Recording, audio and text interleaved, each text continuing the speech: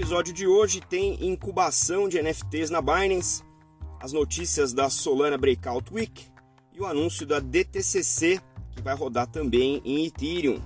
Eu sou Maurício Magaldi e esse é o Block Drops, o primeiro podcast em português sobre blockchain para negócios. As notícias que você ouve aqui não têm qualquer vínculo com o meu trabalho atual, não configuram nenhuma forma de patrocínio, propaganda ou incentivo para o consumo e têm o foco exclusivamente educacional para o mercado. Essa semana a gente viu o anúncio de um novo jogo baseado em NFTs que vem meio que para consolidar não só a modalidade, mas também o desenho, a arquitetura de jogos como Pokémon, Tamagotchi, CryptoKitties e até mesmo o Axie Infinity, mas de um jeito, uma implementação diferente e feita numa blockchain diferente. Nesse caso aqui é a Binance Smart Chain, da Binance, da corretora Binance. E esse jogo é o Cryptomon. Esse Cryptomon, o conceito dele é que antes de você ter a habilidade de comprar um dos personagens, um dos bichinhos, um dos Cryptomons, você compra um ovo, Esse ovo vem numa caixa misteriosa, então você pode ter qualquer tipo de ovo aí, inclusive os mais raros, e aí tem toda a hierarquia de raridade que a gente já se acostumou a ver em jogos como esses que eu citei, mas também como Magic the Gathering e outros jogos de colecionáveis, E aí você consegue, uma vez adquirindo esse ovo, você passa pelo processo de incubação, para que esse ovo possa eclodir com o bichinho correspondente ali à sua compra, E esse colecionável passa a fazer parte desse metaverso. O que é interessante nesse jogo é que esses bichinhos têm o que o jogo chama de código genético, então ele realmente... mesmo se ele for de uma determinada espécie, ele tem um DNA único, isso está registrado em um NFT. E conforme as versões desse jogo forem sendo implementadas no metaverso, a ideia é que não só você consiga fazer uso desse bichinho no jogo, mas também combinar as capacidades genéticas desses bichinhos, conforme o DNA registrado aí nesses NFTs, para ter uma geração nova, outros ovinhos com combinações genéticas cada vez mais apuradas. Então isso tende a ser uma coisa mais de longo prazo entre os jogadores para várias gerações aí de bichinhos. Então tem muito a ver com a mecânica do Pokémon, tem muito a ver com a mecânica que a gente se acostumou a ver agora com o Axie Infinity, mas ele tem esse novo ângulo aí de você ter que fazer essa incubação para poder jogar, tudo isso obviamente com controle de escassez que a gente está acostumado a ver em jogos play to earn. Por exemplo, uma venda recente de um dos ovos lendários da geração 0, ou seja, não foi nem eclodido ainda, foi vendido por 72,45 BNBs, o que na época era aproximadamente $47.500 nesse mercado secundário, Então a gente está vendo que realmente esse é um mercado interessante para quem gosta de jogo, de videogame, e também para essa fronteira do play to earn como forma de investimento, e isso tudo amalgamado aí num pacote de realidade virtual ou realidade aumentada para fazer uso desses ativos digitais de maneira prática dentro da mecânica do jogo. Interessante o movimento da Binance, A Binance vem se posicionando como um grande polo de novas tecnologias. Existe muita controvérsia em relação à presença da Binance em vários países, em relação à regulação, mas eles, pelo visto, não estão levando isso muito em consideração, enquanto o time de produtos lança cada vez mais novidades e a gente vem acompanhando e trazendo aqui para vocês. Essa semana que passou foi a semana da Solana Breakout Week e eu trago aqui 3 anúncios que eu achei muito interessantes do ecossistema da Solana e que pode impulsionar essa blockchain cada vez mais ante ao público de desenvolvimento e também ao público de negócio, porque são anúncios interessantes. O primeiro item aqui é a parceria da Brave, que tem um browser, né, um navegador de internet, que anunciou que vai trabalhar com a Solana para integrar esse navegador junto com a blockchain da Solana para que seja utilizado por desenvolvedores de aplicações e também pelos usuários como o browser, né, o navegador residente nativo para Solana, integrando as capacidades da blockchain direto nesse navegador e facilitando aí o uso tanto dos desenvolvedores quanto dos criadores de conteúdo para as aplicações distribuídas que vão rodar em Solana, né? O segundo anúncio foi o anúncio de que a Reddit, que é uma rede social, uma rede bastante popular no mundo do blockchain, anunciou um fundo, né, de o equivalente aí de 550 milhões de reais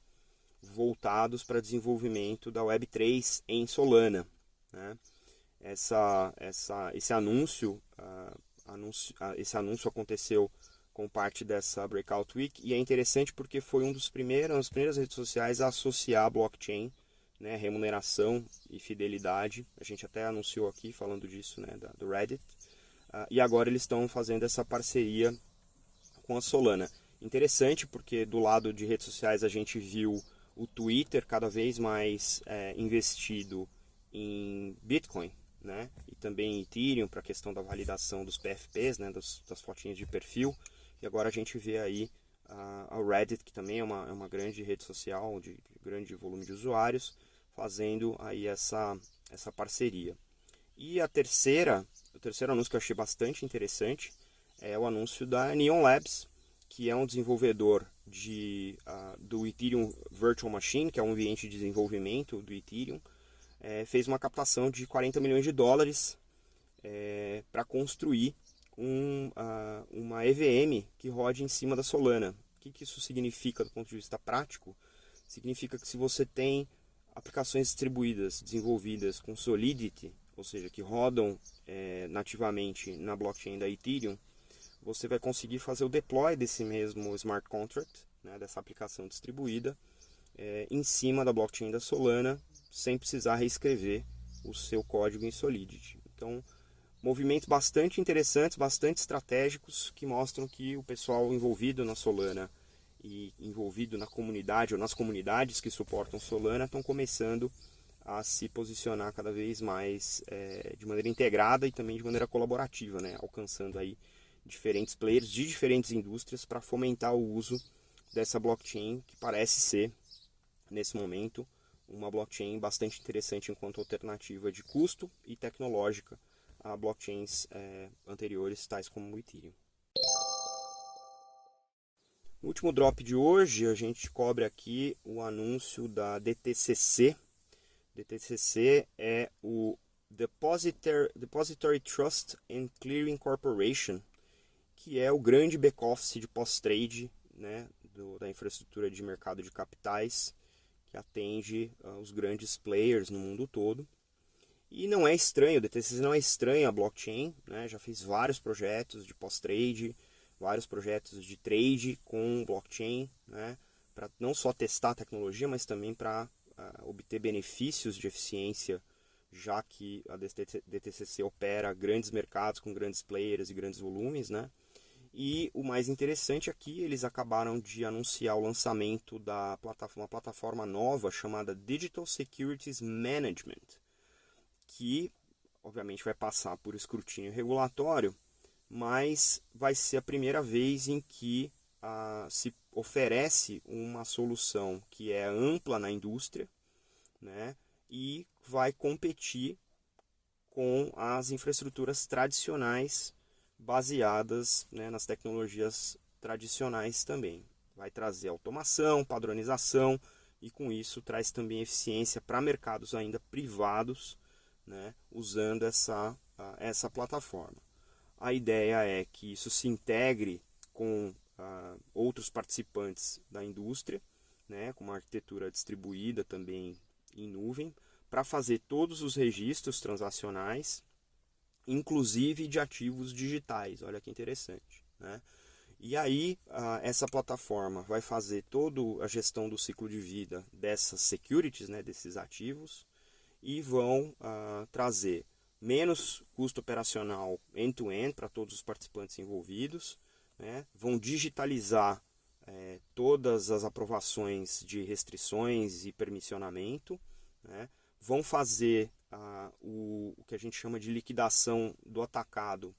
em T+1, ou seja, no dia seguinte da transação. Hoje isso acontece em alguns dias, às vezes até em semanas, né?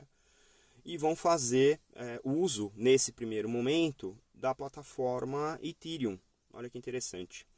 Não significa que vão fazer só com Ethereum, isso está no anúncio, né? A ideia aqui é que seja possível todo mundo, todas as empresas que são de mercado privado, ou seja, não são listadas em bolsa, possam se, né, transacionar utilizando essa infraestrutura, usando Ethereum ou usando a blockchain de escolha, dependendo do seu ativo digital, e isso vai ser implementado de acordo com a demanda do mercado, ou seja, DTCC entrando com a blockchain que tem maior volume transacionado nesses mercados hoje em dia, né, por conta da tokenização, mas também se movendo aí na direção de adotar outras blockchains, porque os ativos digitais não vão viver só na blockchain do Ethereum, então a gente vai ver isso se expandindo pouco a pouco. Bem interessante esse projeto.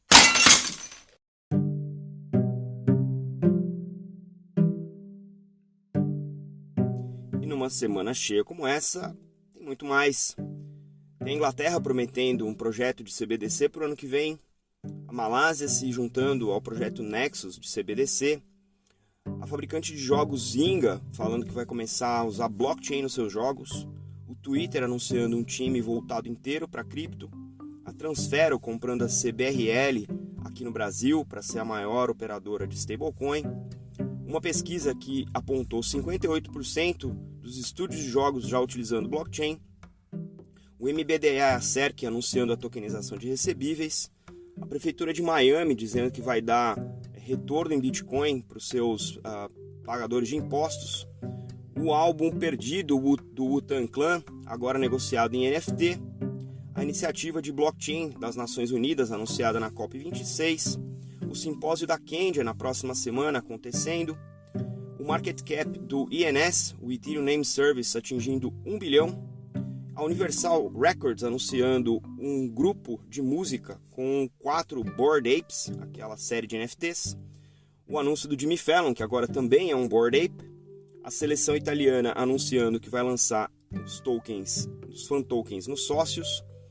e o Brasil autorizando agora o armazenamento de certificados digitais também em blockchain.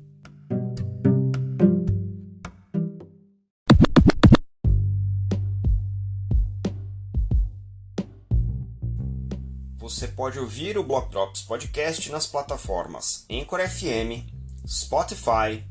Google Podcast, Apple Podcasts, Numis e iColab. Entre em contato conosco através do Instagram, Block Drops Podcast, no Twitter, Block Drops Pod e por e-mail, blockdropspodcast@gmail.com.